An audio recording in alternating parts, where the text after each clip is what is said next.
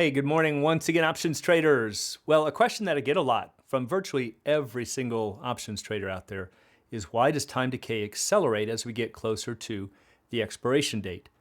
And what happens is that a lot of traders believe that this suddenly becomes a big risk. We always hear about how theta is a big risk, and I've talked about that before. Remember, theta is not a risk, it's a characteristic of an option because time moves in one direction at one speed. So that still raises the question, well, why does it accelerate as we get closer to expiration? So I thought this might be a good way to give you a different perspective on why it's actually a fair thing and why the math actually shows that options should accelerate as we get closer to expiration. So let's go have a look. And as always, before we do, please be sure to click like and subscribe. It's greatly appreciated and helps so much to promote the channel. So remember, we have to always start off with this square root pricing rule whenever we're talking about time decay. This is really the essence of what's causing the options to decay the way that they do. So the rule is that it takes about 4 times the amount of time to double an option's price. Now this is for at-the-money options only. And the reason for this odd-sounding rule is that option prices are proportional to volatility, to the stock's volatility, and volatility is proportional to the square root of time. So what exactly does this mean? Well, let's say that we have a 1-month option that is trading for $1.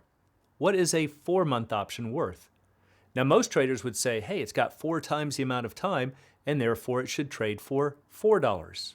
Well, it might sound logical, but it's actually incorrect. Here's the way that you figure it out. We look at the ratio here between the two options. There's 4 times the amount of time in this second option. We take the square root of 4, and that comes up to 2.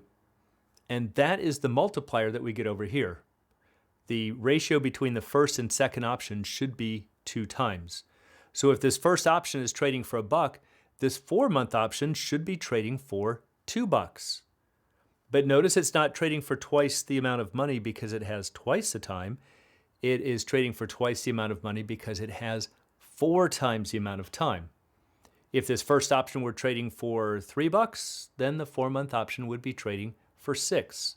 Now, of course, this is outside of any skews that might be existing in a real world or in your trading platforms, but according to a pricing model, this is how they would be priced. All right, so it's this relationship that causes this time decay graph that we're all used to seeing. Again, this is just for at the monies. And so if we have 100 days until expiration, let's say the option's trading for $10, we know that the first 75% of the time, you are going to lose half of that option's value. So take a look. We go from 100 days to expiration to 25 days. In other words, 75 days have passed, or 75% of the time.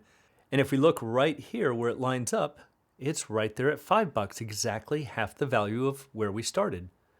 But then take a look at this. The final 25% of the time, you lose the second 50%.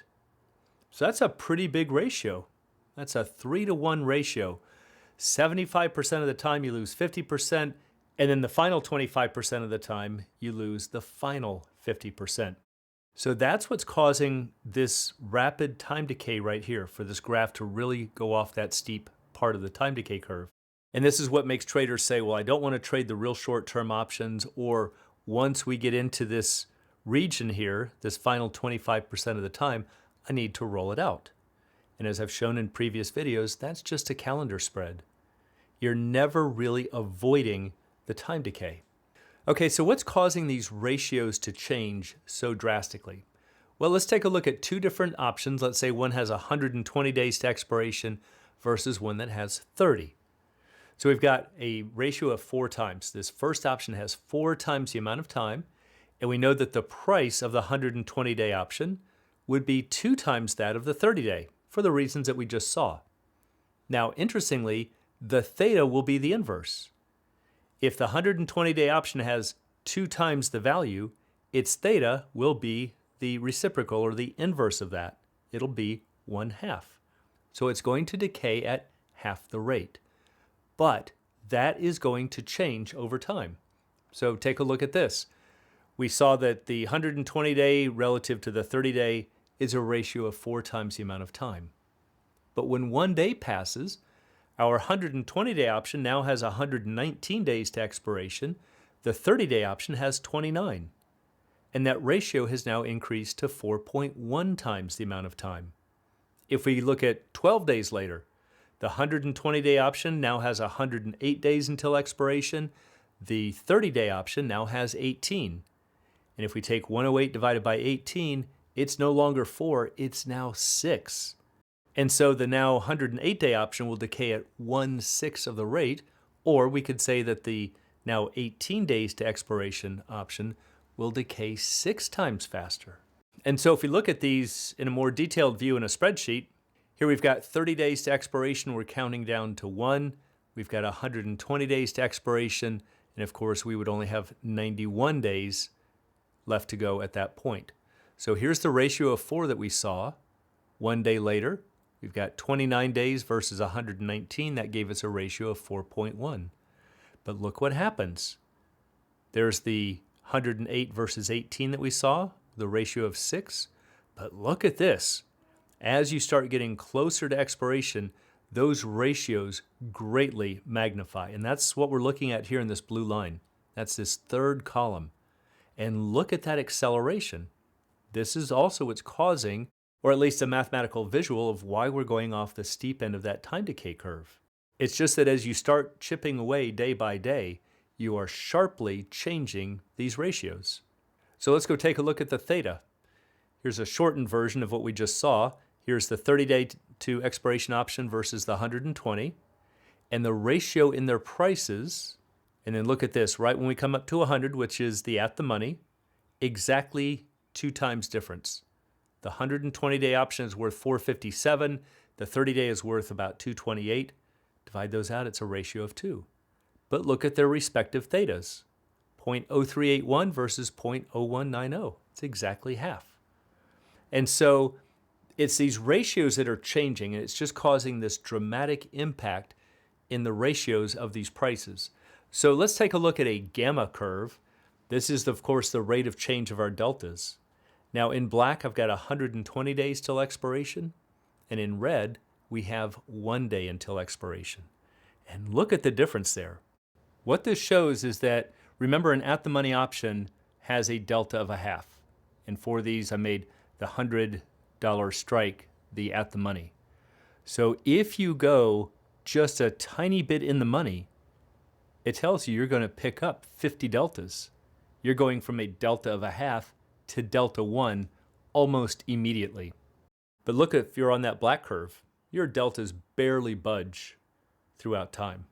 They're just going to stay fairly stable. But this is, of course, can be a benefit. This is one of the reasons why the 0 DTE or 0 days to expiration options are becoming quite popular. I'll talk about those in a future video. But people forget about this. They say it's all a negative about this steep part of the time decay curve, but look at your gamma. Your gamma is going to go to infinity as you start getting closer and closer to that expiration bell. So what does this look like to our deltas? Take a look here. Here's the 120-day option in black. Here's the 1-day option in red. Big difference. If that stock goes just a penny or so in the money, as time starts going down, we've got 6.5 hours during the trading day. Look at those deltas. They just ramp up here to 1. So again, the better perspective is when you start dealing with shorter term options is that they are tools. And yes, they can go off this steep end of the time decay curve, but they also greatly accelerate your deltas. And so they're more likely to pick up any stock price movement compared to a longer dated option. And so it's not necessarily all bad. It's just that it becomes higher risk. So also remember that all of these options are priced according to fair value. And if the fair value of the option happens to be so many times more than, let's say, a 60-day or 120-day option, well, so be it. That's the cost of 1 day's time. And if you want to go out to 120 days to avoid that, you might take a much bigger loss if it moves against you. So the main thing I just wanted to show is this kind of an interesting relationship is that as we start moving through time, the ratio of these options starts to change dramatically. And that's one of the things that's causing these pricing relationships to apparently accelerate. So the main thing is always stick to your goals. Have a trading plan and understand that it's about your goals and your outlooks and what's being presented in front of you, as opposed to thinking that you've got some kind of a negative edge just because it's a shorter dated option. They also carry some benefits. And so one of the tricks you have to learn is how do you make those decisions and when do you use shorter dated options? And so for anyone who'd like to learn more about the art and science of options trading, please check out the Alpha Trader course, Strategy Lab, and a technical analysis course. It's all at optionsatoz.com. Also, please join us on Options A to Z's Facebook trading group, and you can find a link in the description below.